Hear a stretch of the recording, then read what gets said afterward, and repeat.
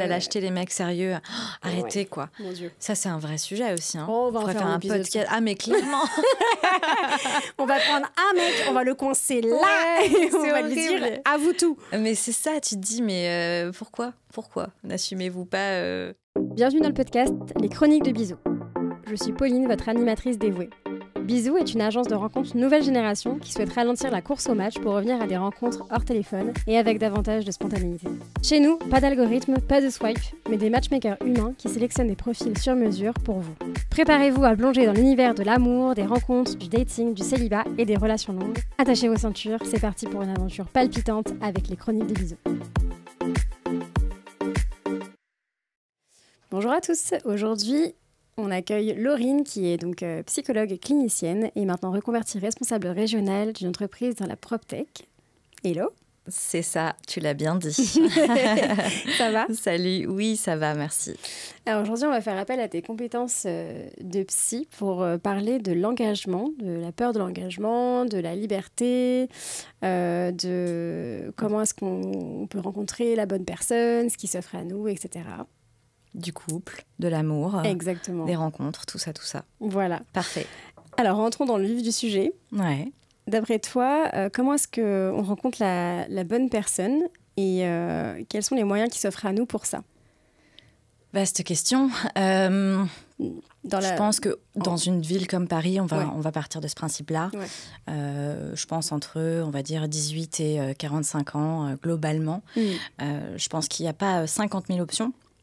On peut parler des statistiques, on peut parler du fait que beaucoup de gens se rencontrent au boulot, beaucoup de gens se rencontrent via leur groupe de potes respectifs. Ouais. Mais je pense que la majorité des gens aujourd'hui sont confrontés au choix de une application de rencontre, globalement, ou dans la vraie vie. Mm-hmm. Le sujet, c'est que je pense que dans la vraie vie, il y a une telle évolution de la société, des mœurs, etc., qu'il y a d'autres enjeux entre les hommes, les femmes, et voilà, donc on y reviendra. Et les applications ont beaucoup d'avantages, clairement, mais aujourd'hui, le constat, il est quand même compliqué sur certains aspects. Je pense que les gens ont un peu fait le tour aussi de ce type d'application, pour beaucoup de raisons. Donc c'est un choix qui n'est pas évident, et en même temps, on est obligé de trancher à un moment donné, quoi. Ouais. Donc, tu dirais que la première solution, ce serait donc avec le cercle d'amis, et la deuxième solution, ce serait éventuellement avec les apps. Mais... Ouais, ou dans la vraie vie, tu vois, tu sors, tu as un concert, tu vas, je sais pas, boire des verres en terrasse, ou mille autres choses, tu as une expo, machin, et où tu vas oser aller vers l'autre, tu vois. Mais ça, c'est encore un step difficile pour beaucoup de gens. Ouais. Je pense que... Non, on en parlait aussi dans un autre épisode de ça. Exactement. Et du coup, de la rencontre... Du fait d'avoir de la difficulté ou de la facilité. Ouais. Parce que, en l'occurrence, l'invitée, c'était dans l'épisode précédent, nous confiait, elle, que c'était du tout... Pour elle, c'était pas du tout une difficulté, c'était plutôt facile pour elle. D'aller vers les autres. Voilà, c'est ça. Et moi, je disais que moi, pas du tout, je savais pas du tout draguer et aller vers les autres. Ouais. Mais alors, moi, ce que je me pose comme question, c'est si, par exemple, est-ce que tu penses que quand on est quand on est célibataire et quand on est en couple, est-ce que tu penses qu'on a toujours les mêmes fréquentations, le même groupe d'amis qui permet justement de rencontrer d'autres personnes, tu vois, parce que par exemple les célibataires traînent souvent entre célibataires, c'est clair. Les couples restent entre couples, et est-ce que tu penses qu'il y a une différence vraiment entre le moment où t'es... Entre la population que tu fréquentes quand t'es en couple ou célibataire? Ouais, exactement. Gros. Je pense que ça dépend des âges, en vrai. Je pense que ça dépend des cycles de vie, dans le sens où quand on a 20 ans et qu'on a des potes en couple, c'est libre, ça fait pas beaucoup de diff, on vit les mêmes vies, quoi. On étudie, on a nos premiers boulots, voilà. C'est encore cette phase où on est quand même bien avant les mariages, les bébés, etc. Ouais. Donc je pense que c'est assez mélangé. Et arrive ce fameux cap de la trentaine où, voilà, donc déjà il y a les potes qui quittent Paris parce que la banlieue, la province, peu importe. Il y a ceux qui se marient, qui font des enfants dans la foulée. Et puis là, tu as quelques célibes au milieu parce que soit ils ont eu des histoires qui se sont arrêtées à la trentaine, ou soit tout simplement ils ont juste kiffé leur jeunesse et ils sont restés dans un mood un peu célibataire. Ou simplement qui galèrent à rencontrer quelqu'un. Ouais. Et là, je pense qu'il y a un fossé en fait qui se creuse entre les gens en couple. Et Je pense que notamment pour les personnes qui sont célibataires, elles vont avoir un peu de difficulté à se confronter au couple, confronter à la réalité de moi en fait j'en suis pas là dans ma vie quoi. J'aimerais bien, hein, j'aimerais trop rencontrer la personne avec qui construire un projet de vie et tout ça, mais ça s'est pas fait et puis eux ça me renvoie ça. Le côté aussi tenir la chandelle, quoi. On l'a toujours entendu, cette expression, voilà, relou. Mes potes, ils m'invitent à dîner, il y aura 2 couples, et puis moi, c'est libre. Bon, je pense qu'il y a un peu ce facteur-là. Donc, il y a une scission, je pense, qui s'opère à ce moment-là. Mais j'ai aussi plein de potes, enfin, moi, quand j'étais en couple ou pas en couple, qui se mélangeaient très facilement. Voilà, ouais, c'est vrai. Ouais. Après, je vois quand même une différence, en effet, maintenant que je suis en couple avec les personnes que je fréquente et tout. Et je voyais bien que c'était beaucoup plus facile de rencontrer, aujourd'hui, de rencontrer quelqu'un quand j'étais pas forcément célibataire, parce que j'avais des potes qui l'étaient aussi. Et du coup, forcément, c'est un peu un engrenage. Alors que si, en effet, je restais avec mes potes qui étaient en couple, je savais que c'était une soirée très tranquille et tout. Mais que j'adorais, hein. Et ouais. Je suis même partie en vacances avec un couple. Pendant une semaine. Cool. Et franchement, ça dépend des couples aussi, parce que franchement, t'as des couples qui sont trop rigolos. Moi, j'ai plein de couples, et je pense l'avoir été aussi, hein, mais en mode où tu sens pas qu'on est en couple, quoi. Tu vois, on n'est pas là à parler de nos projets, on se rouler des pelles, ou tu vois, être là, machin. Non, il y a un truc très à la cool, et au final, on peut très bien se sentir parmi des couples, quoi. Ouais, bien sûr. Ça va dépendre, je pense, en effet, de toi, ton positionnement par rapport à ça, dans le sens où si par exemple, tu viens de te faire larguer. Il y a un peu de ça aussi, ouais. Et que tu te retrouves avec un couple, ça te fait un peu ton miroir de ça aurait pu être moi. Et voilà, je pense que ça, c'est un peu dur. Ouais, il y a un peu de ça aussi, je pense, clairement. Mais par contre, en effet, si tu es totalement OK avec ça, du coup, tu vis le truc de manière exactement décomplexée, où t'es bien dans ta vie, t'es bien dans tes pompes. En fait, couple ou pas couple, en vrai, c'est pas un sujet, quoi. Tu vois, t'es avec tes potes et tu profites du moment. Ouais, c'est ça. Et alors, du coup, est-ce que tu penses qu'il y a une différence de liberté entre les couples, les gens en couple et les gens célibataires ? Je pense que c'est une idée qui rassure les célibataires, notamment, cette notion de liberté. Mais c'est un vrai sujet, la liberté, le rapport au couple, etc., avec la liberté. Mais je pense qu'on a tendance à se dire que, en tout cas, beaucoup de personnes pensent et se confortent dans l'idée que se mettre en couple, c'est perdre sa liberté. Ouais. Et parce que ça revient à cette notion d'engagement dont on a parlé, c'est perdre la possibilité de vivre seul, avec soi-même, pour soi-même. Et du coup, ils vont s'enfermer dans quelque chose qu'ils ont choisi au départ, mais qui finalement, ils vont subir à un moment donné. Donc, je pense que ça, c'est la vraie différence entre les gens qui ont... c'est-à-dire le rapport à la liberté crée la différence entre les gens qui ont de la facilité à s'engager dans une relation ou pas. Ouais. Tu vois ? Ouais, complètement. Oui, c'est que... Je pense qu'il y a énormément de personnes, en fait, qui pensent que quand tu te mets en couple, tu t'enfermes. La preuve, c'est que tu entends toujours des phrases en mode « Attends, moi, je me prends pas la tête ». Mais d'ailleurs, il y a une semaine, je crois, on était en train de traverser dans la rue avec mon copain et on entend 2 mecs discuter derrière nous.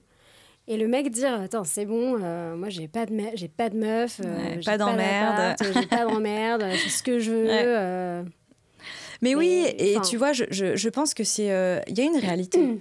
Enfin, je veux dire, le couple, c'est faire des concessions. Mais qui vont potentiellement t'apporter du bonheur ou pas, tu vois. Mais être en couple, c'est vivre aussi pour quelqu'un d'autre que soi-même. C'est essayer de rendre cette autre personne heureuse. C'est s'adapter à ses besoins et réciproquement, hein, clairement. Et parfois, du coup, pas forcément vivre seul comme on aurait envie sur son canapé. Tu vois, voilà, sans rentrer dans les détails de ce qu'on ferait sur son canapé un soir de semaine en étant célibataire. Mais dans l'idée, c'est juste de dire, globalement... est-ce que je perds pas ma liberté de faire ce que j'ai envie de faire quand j'ai envie de le faire et vivre pour moi, tu vois. Ouais. Donc, et ça induit beaucoup de choses. C'est-à-dire que ça induit des gens qui ont peur de l'engagement, qui vont chérir leur célibat ou, à défaut, leur relation peu engagée. Ça va créer des gens qui vont quand même avoir envie d'être en couple, mais qui vont réinventer un peu les codes du couple. C'est toutes ces tendances qu'on voit beaucoup en ce moment autour tant du polyamour que des espèces de phénomènes de vivre célibataire mais en couple, c'est-à-dire chacun chez soi et avec ses libertés et puis sans les couples libres. Exactement. Donc voilà, et puis après, tu as la troisième catégorie de population qui représente beaucoup de gens, qui est de se dire, bah ok, je vais peut-être perdre un peu ma liberté, mais je vais retrouver tellement en face, je vais tellement gagner en étant heureux avec quelqu'un et en ayant un projet de vie avec quelqu'un que j'y vais, quoi. Yallah. Après, pour le coup, est-ce que le couple libre, justement, c'est pas une manière d'être engagé, mais de garder cette espèce de liberté auquel on aspire un peu tous? C'est-à-dire que ce moment où si tu rencontres quelqu'un, tu peux céder à la tentation, c'est OK, parce que tu sais qu'en face, c'est OK. Bon, alors après, les couples libres, ils ont vraiment leurs règles, etc. Hein, donc ça, c'est tant qu'il y a les règles qui sont mises en place, ça reste sain. Mais moi, je trouve que c'est une bonne manière, en effet, de garder... Ouais, moi, je pense que ça peut correspondre à des gens. Ouais. Je pense que tout modèle de couple, encore une fois, il n'y a pas de règle. Hein. Je veux dire, s'il y avait une recette, on serait tous en couple, il n'y aurait pas de divorcés. Aujourd'hui, je crois que les chiffres sont effarants. Hein. C'est 2 Français sur 3 vivent seuls. Ouais. Je crois que le taux de divorce est de 1 couple sur 2 à Paris. S'il y avait une recette, si on savait quelle était la manière de faire fonctionner un couple et rendre 2 individus bien distincts, heureux ensemble, on l'appliquerait tous. Après, je pense que l'idée intelligente dans tout ça, dans ce constat de fait, c'est de se dire, bon, bah alors on réinvente un peu les modèles, on a plusieurs options de modèles, et puis on va dans celui qui nous convient. Est-ce que c'est le modèle du couple traditionnel, qui suit bien l'ordre des choses établies? Est-ce que ça va être le couple justement libre, avec des règles, et on s'autorise quand même, on s'aime, hein, y a une espèce de fidélité d'esprit, de cœur, etc., mais pas de corps. Et ça, c'est OK avec des règles. Et puis je trouve ça hyper beau, ce truc. Alors, je ne sais pas si j'en serais capable un jour, mais je trouve ça très beau de se dire, quoi qu'il arrive, on continue ensemble. On est vraiment une équipe ensemble. Et que si jamais l'autre a un désir juste physique d'aller voir ailleurs, et que toi, tu sois capable de te dire, en fait, d'ailleurs, j'ai une belle histoire sur ça. Ouais. Ma grande tante, que j'ai déjà citée plusieurs fois, qui a 80 ans et quelques, donc me racontait qu'elle était très malheureuse pendant des années parce qu'elle a rencontré un homme de ses 16 ans, à ses 16 ans, que c'était sa première fois, c'était son premier amour et tout, et que ce mec l'a obsédée pendant 20 ans. 20 ans, elle le voyait dans la rue alors qu'il n'était pas là, ils n'habitaient même pas dans le même pays. Mais elle était obsédée par lui. Et son mari de l'époque l'a tellement vue malheureuse qu'il lui a dit, écoute, retrouve-le. Rappelle-le, va le voir. Incroyable. Finis ce que t'as à faire, fais ce que t'as à faire, finis ton histoire, mais je veux que tu règles ça, quoi. Et... Ouf, belle preuve d'amour, là, clairement. Je trouvais ça trop beau. Et mais c'est ça, hein. Moi, pareil, j'ai une amie qui... je citerai pas son nom, mais elle a sa petite renommée sur Instagram, sur un compte d'éducation sexuelle. C'est une fille qui est brillante. J'ai rarement rencontré quelqu'un d'aussi intelligent. Elle a fait des très très hautes études, son mari aussi. Et c'est une fille, elle s'en cache pas. Elle a une sexualité qui est très très très développée, un rapport à la sexualité très développé. Quand elle a rencontré son mari, elle a été claire avec lui. Elle lui a dit, moi j'ai envie de faire ma vie avec toi, je t'aime, j'ai envie que tu sois le père de mes enfants. Je vais me consacrer à ça pendant le temps d'avoir nos enfants. Par contre, un jour, potentiellement, tout ça ressortira et il faut que tu puisses l'accepter. Et il a dit par amour, j'accepterai. Et elle a eu 3 enfants avec lui. Elle a été une super maman. Voilà, elle a été ses gamins jusqu'à super tard. Enfin, voilà. Et un jour, ça s'est réveillé, quoi. Et elle lui a dit, ils ont fait un travail, ils ont été voir une psychothérapeute de couple. Et globalement, ils ont essayé d'amener cette notion de couple libre. Et ça marche très bien. Et ça marche super bien. Et c'est un couple, c'est une super famille par ailleurs. Et ils sont très sains. Enfin, tu vois, ils sont pas chelous parce que ils ont des aventures l'un et l'autre, tu vois. Et je pense que c'est une vraie réflexion de fond. Néanmoins, pour un peu nuancer tout ça, le côté un peu bisounours de la théorie, la modernité, je pense que il y a un vrai constat à faire et un questionnement de fond à avoir sur pourquoi cette peur de la perte de liberté, pourquoi cette peur finalement de l'engagement qu'on constate et qu'on voit souvent actuellement. Qu'est-ce que ça vient dire? Ouais, complètement. Je suis totalement d'accord avec ça. Et pour le coup, tu vois, même sur les apps, on voit bien aussi la différence avec enfin, c'est souvent des hommes qui vont dire moi, je suis pas là pour me prendre la tête, je suis là pour profiter du moment. Mais en fait, moi aussi, je suis pas là. Moi, quand je vois ça, je suis là, mais qui est là pour dire moi, je suis totalement là pour qu'on s'engueule et qu'on se jette des assiettes. Donc, et je vais me marier dans 3 semaines. C'est ça, exactement. Personne. Enfin. Si une personne de ça en tout cas et voilà, personne ne va dire à un mec moi je vais être en couple parce que j'adore me prendre la tête, ça n'existe pas. Et mais ça c'est vrai que après c'est pareil, tu vois, on parlait aussi des apps, ça c'est la deuxième solution de rencontre. Mais il y a quand même quelque chose de très très insidieux, enfin très comment dire, qui moi me paraît pas très sain dans le fait de rencontrer quelqu'un sur les apps. Ah ouais? C'est ok, développe, vas-y. Alors moi, c'est parce que j'ai fait une thérapie à un moment donné, il y a quelques années, et j'ai parlé de ça, je parlais du fait que j'étais sur les apps avec cette thérapeute qui avait un certain âge, et du coup, qui avait toujours été mariée avec son mari, etc., depuis toujours, et tout ça. Donc je pense qu'elle avait aussi sa vision des choses, mais qu'elle a réussi un peu à me transmettre aussi. Et elle me disait, je pense que si vous voulez rencontrer quelqu'un de sain, etc., est-ce que vous n'avez pas l'impression que quand vous êtes là-dessus, vous êtes un peu en demande, comment dire, à réclamer un peu l'amour de quelqu'un, quoi. J'étais là, je sais pas, je vois pas ça comme ça. Et elle me disait, elle m'a fait comprendre par A plus B qu'en effet, là-dessus, c'était le terrain de jeu de certains hommes qui étaient mal intentionnés, de pervers narcissiques, de manipulateurs, etc., qui cherchaient leur proie idéale. Et que quand on n'est pas prête psychologiquement, ou même juste qu'on n'est pas un peu solide avec nous-mêmes, et qu'on est un peu fragile, un peu comme quand on l'est, quand on vient de sortir d'une relation longue, quand on vient de sortir d'une rupture, on est fragile, on n'a pas trop confiance en nous. Et on va avoir tendance à, du coup, à aller sur les applications pour se donner un petit peu de boost. Pour se restaurer un peu narcissiquement, quoi. Voilà, c'est ça. Et sauf qu'en fait, elle dit, mais sauf que vous allez souvent tomber sur des hommes qui vont être là, pas du tout pour la même raison que vous. Moi, je pense que c'est compliqué de généraliser à ce point. Évidemment, ce que tu dis est très vrai. Je pense qu'il y a beaucoup de gens qui sont un peu détruits, un peu cassés, qui vont sur les applications pour les mauvaises raisons. On en parlait la dernière fois quand on échangeait, ce phénomène de dopamine. Tu vois, du match. En fait, j'avais lu une étude il y a quelques temps qui disait que les applications étaient en difficulté, notamment de gens responsive, c'est-à-dire qui adhéraient à l'application et qui jouaient le jeu, c'est-à-dire discuter, rencontrer, etc., une personne, qui allait seulement pour le phénomène du match, quoi.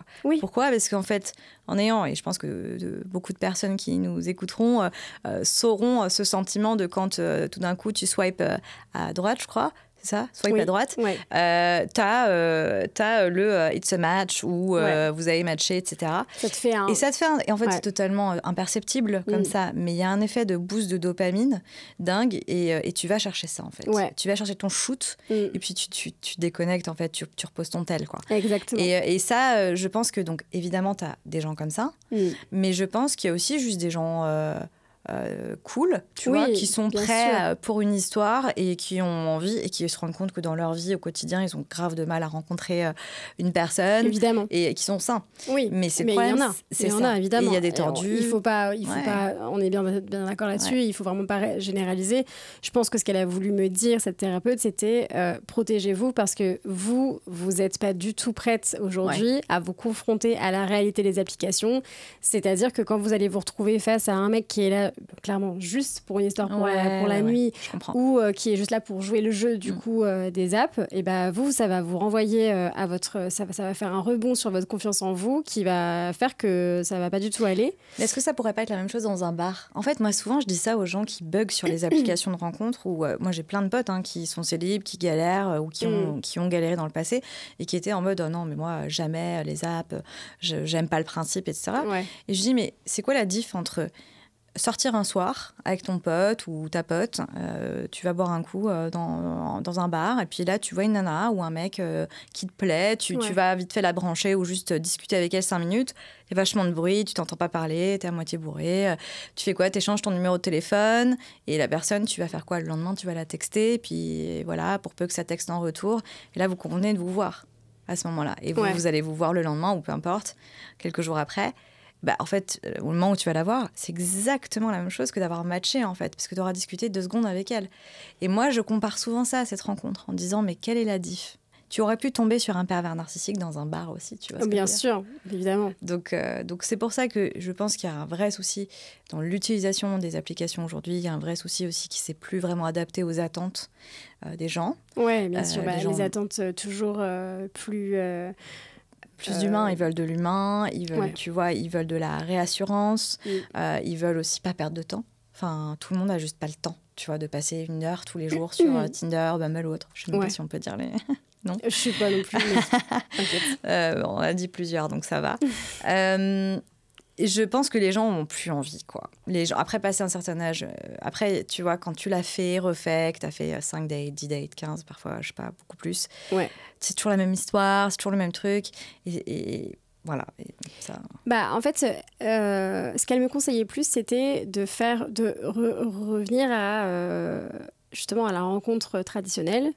C'est-à-dire, ne vous mettez pas sur une app, etc., mais juste faites des choses qui vous font du bien à vous. Donc, qu'est-ce que vous aimez faire ? Je dis, je sais pas, moi j'aime telle activité. Il me dit, ok, vous allez vous inscrire à telle activité et telle activité. Qu'est-ce que tu fais si tu kiffes le yoga et la peinture, tu vois, sur céramique ? Oui, c'est vrai que des meufs. Il n'y a que des meufs. Oui, moi je fais de la danse, ça s'appelle la danse heels, là, génial. Le truc où tu te prends pour Beyoncé. Et en effet, il n'y a aucun mec là-dedans, on est d'accord. Mais en fait, elle disait que même si au pire des cas, c'est des activités qui sont purement féminines, ça va te redonner confiance en toi d'une autre manière. Et c'est comme ça en fait que ce boost de dopamine, tu vas pouvoir un peu travailler là-dessus et se dire en fait, j'ai pas besoin d'aller sur les apps parce que j'ai mon boost à moi, c'est la danse, le théâtre, la peinture sur céramique et d'autres choses comme ça.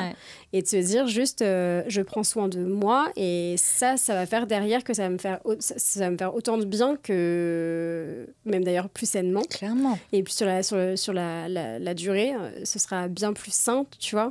Je sais pas si, je trouve que c'est un terme fort que tu emploies de sain, tu vois. Je sais pas s'il y a une rencontre qui est plus saine qu'une autre. Je pense que l'idée de prendre soin de soi, ça, c'est clair, tu vois. Se prioriser soi et se restaurer en plus, pour peu que voilà, tu sors d'une relation, que tu as besoin de temps pour toi, faire un éventuel deuil et tout ça.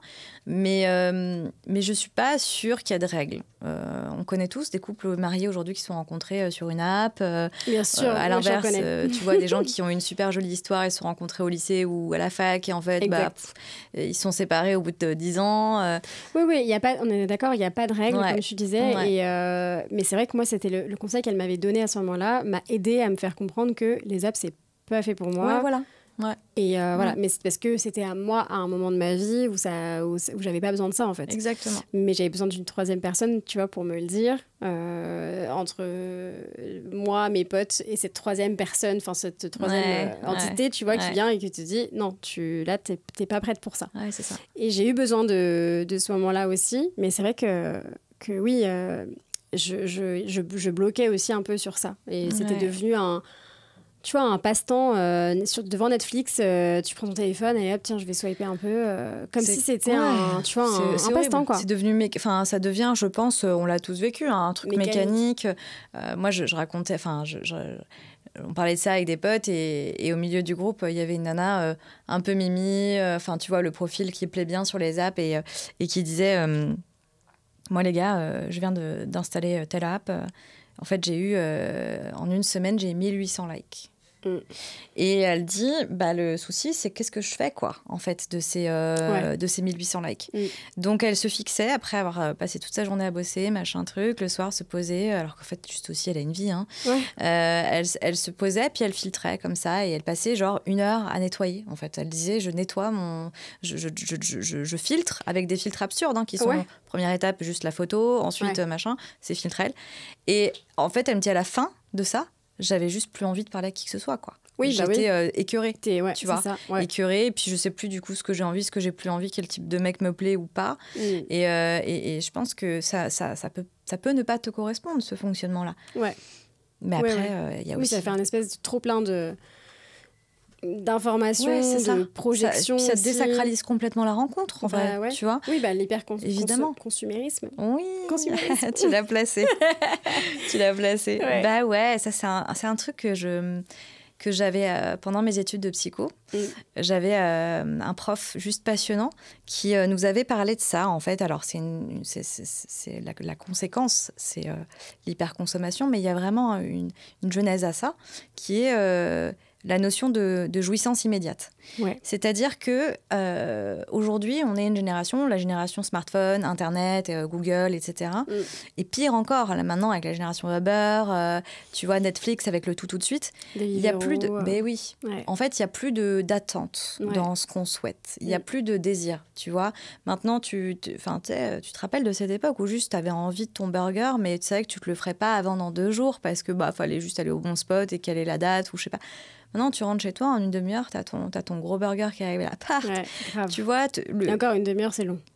Tout est tout de suite maintenant, tu vois. Ouais. Tu veux une info, tu te poses une vraie question existentielle. Avant, tu y réfléchissais, tu essayais de trouver une, tu vois, ou tu demandais à quelqu'un, ou...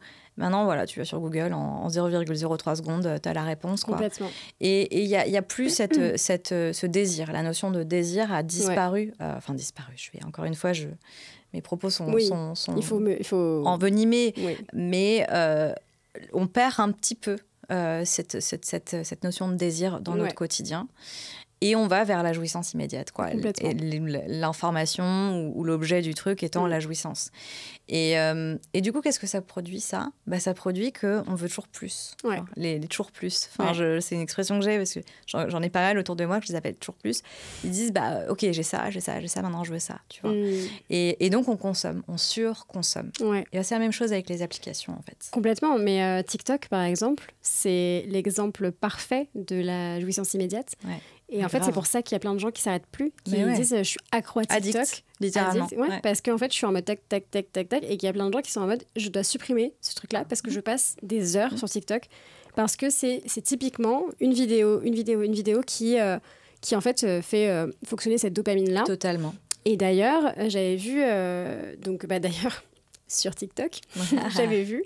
L'ironie du sort. Grave. Vraiment l'inception. J'avais vu... une nana qui disait j'ai testé une nouvelle morning routine qui consiste à ne pas faire d'écran du tout pendant la première heure depuis mon réveil jusqu'à pendant 1 heure. Ouais. Parce que, en fait, si déjà, dès le début de mon réveil, la première information que je donne à mon cerveau, c'est dopamine. Ouais. En gros, ton cerveau, dans la journée, va rechercher que ça. Et surtout irréalisme, en fait. Je pense que c'est même le contenu qui a un vrai problème, tu vois. C'est ce que tu vas aller voir qui va fuck-topper ton cerveau, clairement. Ouais, complètement. Ouais. Et ça, depuis que j'ai su ça m'a... Bon, alors, j'ai toujours pas réussi. C'est horrible, c'est hyper grave de dire ça. Mais j'ai jamais... Ouais. Ça fait depuis que j'habite seule, en fait, donc depuis 20 ans, je pense, maintenant, que je prends le matin. Tu te réveilles le matin avec ton tel, tu te couches le soir avec quoi ? Grave. Je m'endors avec mon téléphone à côté de ma tête, enfin voilà. Et je n'arrive pas, et même si je sais que là, en effet, il faut faire des morning routines, etc. avec... Ça, ils nous font chier avec leur morning routine de merde, là. Avec un jus détox. Ouais, non mais c'est bon. 1 heure de yoga. Arrêtons d'être parfaits, quoi. Soyons imparfaits un peu, tu vois. Ah, écoute, moi, j'ai essayé de faire ça, j'ai pas réussi. Mais surtout, j'ai surtout pas réussi à enlever mon téléphone, quoi. Je me suis dit, vas-y, viens, juste, tu fais ça. J'ai même mis un limiteur de temps. Ah ouais, non, ça ne marche pas. Enfin, c'est l'enfer. Et je suis complètement accro. Et en plus, comme ça fait partie de mon taf. Et ouais, c'est notre outil de travail à tous, en fait, le téléphone. Exactement. Et c'est ce qui fait que je pense, oui, il y a des journées que je passe quand j'ai vu que j'ai pas atteint ma limite de l'imitateur machin là. Toujours plus. Je suis contente, tu vois. Ah, quand même, d'accord. Ouais. Quand je vois que j'ai pas atteint ma limite, je me dis ah, c'est cool, putain, ça veut dire que j'ai fait plein de choses aujourd'hui. C'est un accomplissement, quoi. Ouais, grave. Ouais, on en est là. Mais c'est grave. Tristesse du truc, quoi. C'est ça, exactement. Et TikTok a donc fait ça. Et donc, oui, le truc de jouissance immédiate, ça, je pense que ça crée des attentes qu'on a chez l'autre qui sont complètement irréalisables, quoi. Ouais, mais ça, c'est un vrai problème aussi quand tu discutes avec des personnes sur... et même pas que, tu vois, on pourrait remettre ça sur le compte de la jeunesse, tu vois, le côté, mais moi, je veux la personne parfaite, je veux tel type de physique, machin. Non, tu vois, même des gens de 30, 40 ans, quoi, qui sont là, mais ils ont un tableau Excel, les gars, avec tous leurs critères, les gars, les meufs, tu vois, tous, et ils te sortent, effectivement, je veux ci, je veux ça, et puis ils n'arrivent pas à interroger, quoi. Et moi, la première, single, des trucs mais absurdes. Mes critères étaient mais genre absurdes. C'est quoi tes critères? Ah non, je vais me griller si je dis ça, mais j'avais des trucs genre... mais des trucs chauds en plus, qui sont hyper discriminants. Enfin, je m'entends, mais genre moi, par exemple, quelqu'un qui avait des enfants, j'étais pas emballée à l'idée. Parce que j'en ai pas, parce que je me disais, j'adore les enfants, j'adore vraiment, mais je me disais, c'est une grosse responsabilité de s'occuper des enfants des autres, et puis tu subis un peu l'ex, et puis pour peu que les enfants aient du mal avec toi. Enfin, je sais pas. Grave. Non, mais je comprends totalement, parce que j'adore les enfants, et moi, j'ai qu'une seule hâte, c'est de devenir maman, parce que vraiment, j'aime vraiment les bébés, tu vois, j'aime vraiment les enfants. Mais si demain, je rencontre quelqu'un qui a déjà un enfant... Mais c'est pas anodin, quoi, en fait, tu vois. Je pense qu'il y a quand même un truc aussi avec la place de la belle-mère et tout, qui est un peu compliqué. Putain, j'en connais. Hein. Mais... Je pense à mes deux bonnes potes qui se reconnaîtront. J'ai 2 exemples de super bonnes amies et elles sont très heureues au demeurant dans leur vie, mais c'est pas évident, quoi. La place, elle est dure à prendre, vraiment. Ouais. Pour le coup, moi, j'ai vécu toute ma vie avec ma belle-mère. Et c'est vrai que je pense que la place, elle est dure à prendre aussi, tu vois. De se dire, je suis entre l'ex et l'enfant. Mais oui, tu vois. Puis t'as pas vraiment de pouvoir décisionnel, enfin, c'est pas ton enfant, tu vois. Mais si tu l'aimes, au bout d'un moment, évidemment, tu t'en prends soin comme du tien. Mais bien sûr, oui, c'est vraiment un sujet qui est super... c'est super touchy, et je pense qu'en effet ça peut avoir des grosses conséquences sur les rencontres, ou même d'ailleurs sur les couples qui sont déjà ensemble, quoi. Donc voilà, mais après il y a des critères. Enfin moi par exemple j'ai un pote, il me fait trop rire, il aime pas les franges chez les meufs. Ouais, je sais pas, c'est... Une meuf avec une frange, c'est non. Bah il a du mal. Tu vois, il aime les meufs qui ont les cheveux hyper, tu vois, lisses, ou dans lesquels tu peux glisser tes doigts comme ça. Tu vois, des critères comme ça. Et j'en ai aussi. Mais c'est quoi tes critères non, donne un critère what the fuck, j'en donne un. Ok. Attends, je réfléchis à qu'est-ce qui est le plus what the fuck. Non, mais c'est pas what the fuck. C'est un mec qui aime pas les animaux. Ah. Tu vois, je veux pas. En fait, c'est un no-go, quoi. Ah non, mais moi, j'ai 2 chiens. Ouais, je sais.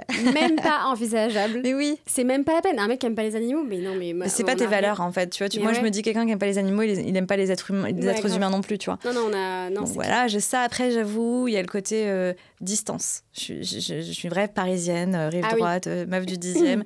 Et un mec qui est genre loin, tu vois, je me dis... Non, galère, quoi. C'est quoi loin? Je suis en 2 roues, tu vois, donc je prends pas le métro et tout. Donc moi, direct, dès qu'il faut sortir de Paris, c'est un peu... C'est loin. Ouais. Voilà. Tu vois, voilà. Vous parlez de ça aussi, tu vois.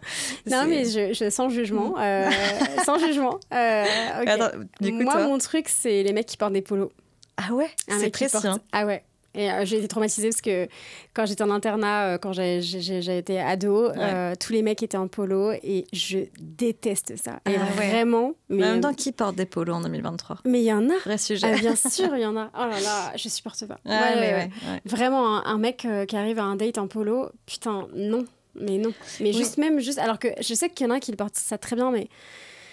Ouais, mais toi, c'est un trauma, limite, tu sais. Ah ouais, vraiment, on en est là, quoi. Genre, vraiment, c'est non, quoi. Et, ou pareil, même juste un mec c'est bizarre, mais un mec qui s'habille pas bien, mais pas forcément en mode je veux qu'il ait le dernier truc et tout. Genre, mais qui a pas de look, en fait. Son petit look que t'aimes bien. Ouais, genre, un mec qui fait pas attention, tu vois. Genre, moi, je pareil. J'ai un vrai souci avec ça. Vraiment du mal. Évidemment, un mec qui aime pas les animaux, c'est même pas la peine. Et puis, tout simplement, un mec, je sais pas, un mec qui a pas d'humour ou qui... Ouais, mais ça, c'est les fondamentaux. Bah ouais, vraiment. C'est les fondamentaux, mais... plutôt un mec qui se vexe vite, alors. Je pense que... Ah, la susceptibilité, c'est un délire. Mais alors, je suis grave susceptible. Ah ouais? Ouais, mais j'ai du mal à le... En tant que bonne personne susceptible, j'ai beaucoup de mal à l'admettre. Ouais, mais je le suis, il faut avoir le courage de l'admettre. Je suis susceptible, mais je pourrais pas être avec un mec qui l'est aussi. C'est parce que je sais pas. Je pense que ça peut pas... Ça va s'annuler, tu vois, genre les deux ensemble. Ouais. Mais je sais pas, non, mais après, c'est pas des trucs what the fuck en vrai. J'ai des potes, elles sont vraiment plus what the fuck que ça. Non, mais j'en ai d'autres, mais que j'assume qu'à moitié. Genre, j'avoue,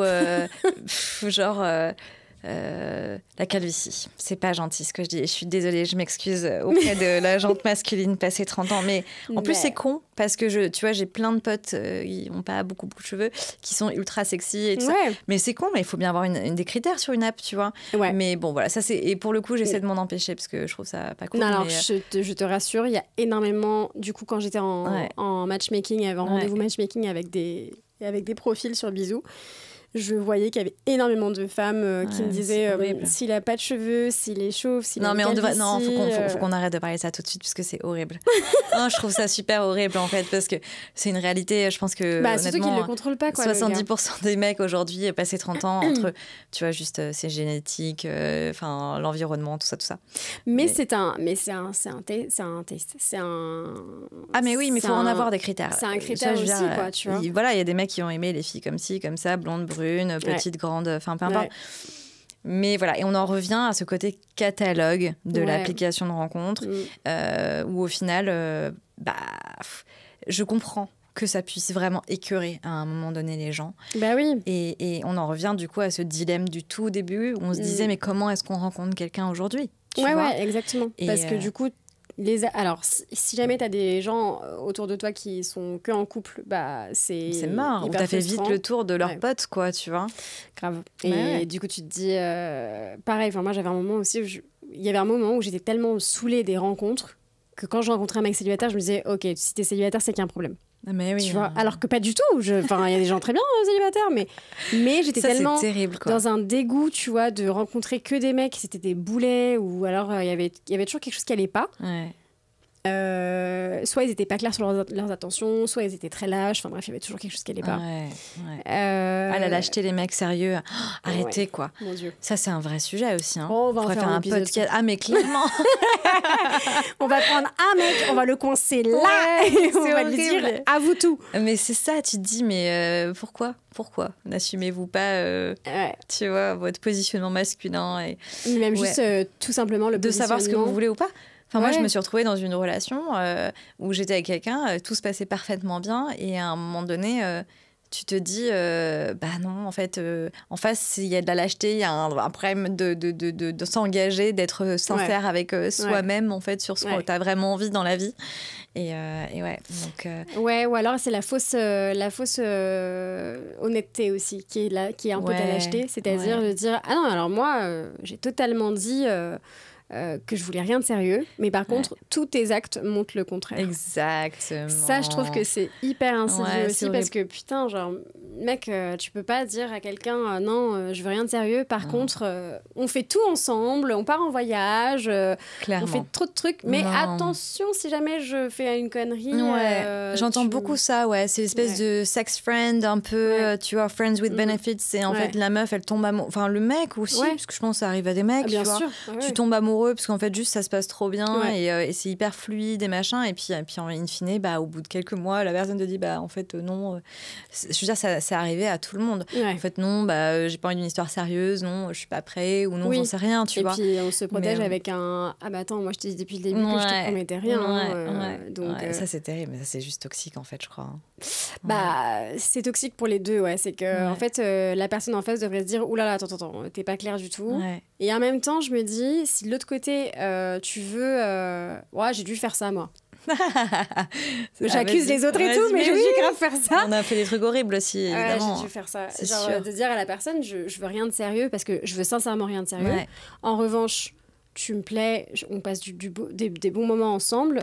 Si tu veux qu'on se fréquente, on peut se fréquenter. En revanche, je ne serai jamais en couple sincèrement avec toi, en mode on se présente aux parents, machin. Et voilà, c'est un peu cette frontière d'engagement, en mode on est un tout petit peu engagé, mais pas trop non plus. Et après, tu sais, moi je me disais en réfléchissant à ce qu'on allait se raconter ce soir, moi je pense qu'il y a plusieurs définitions d'engagement aussi.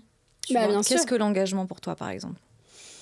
Moi, c'est un peu ce qu'on disait au début du podcast, enfin de l'épisode, c'est que je sais pas, c'est si les règles sont claires et que tout le monde est OK avec ça, l'engagement, il peut être en effet, tu vois, genre deux personnes qui s'aiment et qui vont voir ailleurs, mais qui sont au courant et qui vivent ensemble, tu vois, pour moi, ils donc sont là, tu engagés. parles d'engagement, en fait, émotionnel, moral, intellectuel. Pour moi, l'engagement, c'est émotionnel. Avant tout. Vraiment, c'est que pour moi, je sais pas comment t'expliquer, si quelqu'un prend la décision, on est une équipe, tu vois. C'est vraiment ça. C'est genre, l'engagement, c'est en mode, en fait, il faut que j'en parle à mon coéquipier ou ma coéquipière. Et c'est dire, en fait, peu importe les décisions que j'ai à prendre dans ma vie, il faut que j'en parle à cette personne, pas pour lui demander son autorisation, mais parce que si on est ensemble, ça, tu vois, ça implique que cette personne-là va y avoir un effet rebond, tu vois, s'il y a un changement dans ma vie. Par exemple, tu vois, genre, tu changes de boulot, tu changes de ville. Bon, là, c'est vraiment du vécu, hein. Mais si la personne en face, en effet, tu vois, si on est engagé, et ben en fait, il faut qu'on soit tous les deux d'accord, il faut qu'il y ait un vrai truc d'équipe, tu vois. Ok, je comprends. Et pour moi, l'engagement, c'est ça. Et que même si jamais vous n'êtes pas en couple, mais que, je sais pas, c'est la notion d'honnêteté aussi, tu vois.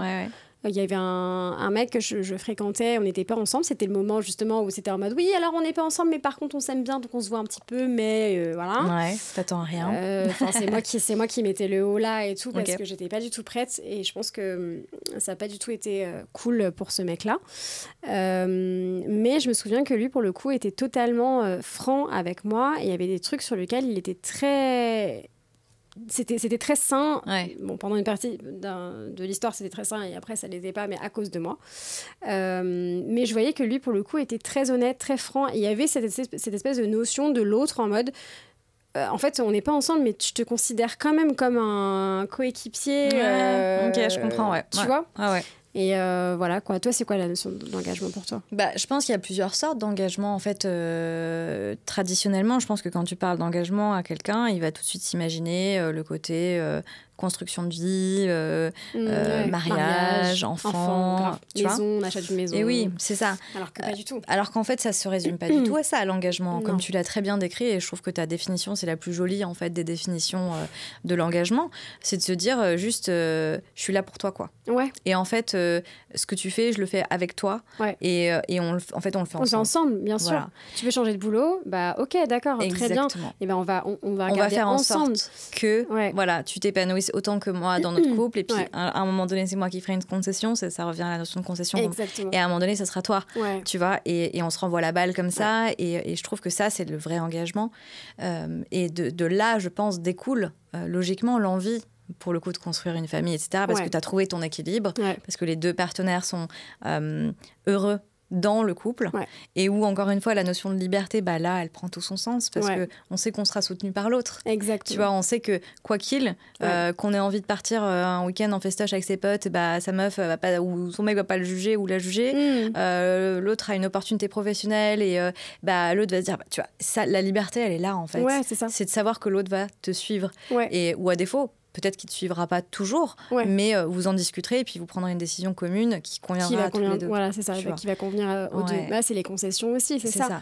Mais en effet, tu vois, en fait, ça me fait penser... Alors, je fais un aparté sur la série Desperate. Tu l'as vu ? Un peu, Et Lynette, je ne sais pas si tu te souviens. C'est la blonde ? Oui, exactement, qui a les 4 enfants, etc. Je vois. Et elle, avec son mari, pour moi, c'est la définition même de l'engagement. Dans le sens où... c'est un peu une vie de merde qu'ils ont, je crois, hein, si je me souviens bien. Elle a eu toutes les merdes possibles. Elle a eu un cancer. Non, mais ils en peuvent plus, ils sont en burn-out avec leurs gosses. Il y a eu une tornade sur leur maison. Il y a eu... Enfin bref, il y a eu des trucs pas possibles. Mais bon, c'est une série, donc en même temps, il faudra peu de rebondissements. Et en fait, à chaque fois, ce que j'aime bien, c'est que dans toute la série, il y a cette notion de... On est une équipe avec son mari, Tom.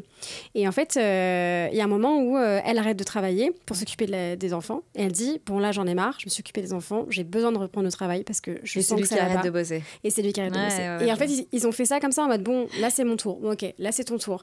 Bon, d'accord. Là, et en fait, c'est cette espèce de truc en mode, on est une équipe et tout. Et j'ai toujours trouvé que cette notion d'équipe, Clairement. Et en fait, t'as tant à gagner dans ces cas-là, tu vois. Parce que tu peux totalement te reposer sur l'autre en disant, clairement. En fait, si un jour ça va pas, je peux dire à la personne en face, écoute, là, j'ai besoin de ton aide. Ok, j'arrête tout, on y va. Et ça, je trouve que c'est ouf. Et en fait, c'est d'arriver à voir l'engagement comme ça, je pense, qui est une force. C'est d'arriver à se dire, ok, je prends le risque d'avoir une vie différente de celle que j'ai actuellement, parce que je serai plus seule. Mais je vais être dans cette espèce de partage et je vais, du coup, on va se nourrir l'un l'autre, tu vois. Moi, je repense à une histoire que j'ai eue il n'y a pas si longtemps. Je me rappelle que les 6 premiers mois de cette histoire, j'ai eu une énergie et une espèce... il m'a tellement nourrie, tu vois, il m'a fait, mais genre, j'avais des ailes. C'est là que j'ai eu ma proposition de taf de ouf, parce que tout était lié à l'énergie que l'autre me donnait, tu vois, et me tirait vers le haut, et me donnait confiance en moi et machin.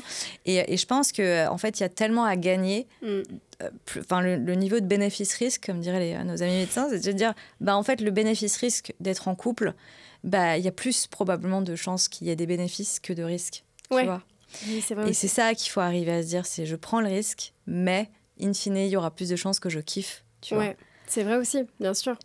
Parce que tu as quand même quelqu'un qui est là pour t'épauler, pour te soutenir, pour te donner de la force dans les moments où tu en as besoin, pour te rassurer, pour des moments aussi où tu vas partager certaines choses. Non, en vrai, c'est vrai. Mais le problème, c'est que les gens pensent encore que dans l'engagement, il y a cette notion de perte de liberté. Oui, on en revient au même truc. Clairement, on en revient au même truc. Mais voilà. Encore une fois, qu'est-ce que c'est la liberté aussi, quoi, tu vois ? En fait, je pense que ce qu'il faudrait retenir de cet épisode, c'est que il faut que les personnes, en tout cas les personnes qui ont peur de l'engagement, se disent que il faut trouver votre liberté dans l'autre aussi, quoi. Et oui. Parce qu'en fait, c'est ça. Je pense que le summum du kiff en couple, c'est de se dire ma liberté, c'est l'autre. Tu vois. Ma liberté, c'est d'être avec l'autre. Tu vois. Et quand tu t'enlèves cette notion de l'autre me prend ma liberté, mais au contraire, il me nourrit dans mon rapport à la liberté et dans le fait que je peux tout faire. Parce qu'en fait, j'ai encore plus de force avec lui à mes côtés. Et je suis libre, en fait. Et je peux faire tout ce que je veux. Écoute, merci beaucoup Laurine pour ces mots et on va bientôt parler d'un autre sujet ensemble. Carrément. L'épisode sur la femme indépendante et du coup plein de choses à dire. Réussir à faire cette place justement pour que l'autre, toi tu aies ta liberté et qu'en même temps l'autre puisse prendre sa place et laisser cette place. Comment font les hommes actuellement face à des femmes libres, fortes et que nous sommes. Vaste sujet. Exactement. Merci beaucoup. Et on se retrouve bientôt pour un nouvel épisode. Merci à toi. Bisous.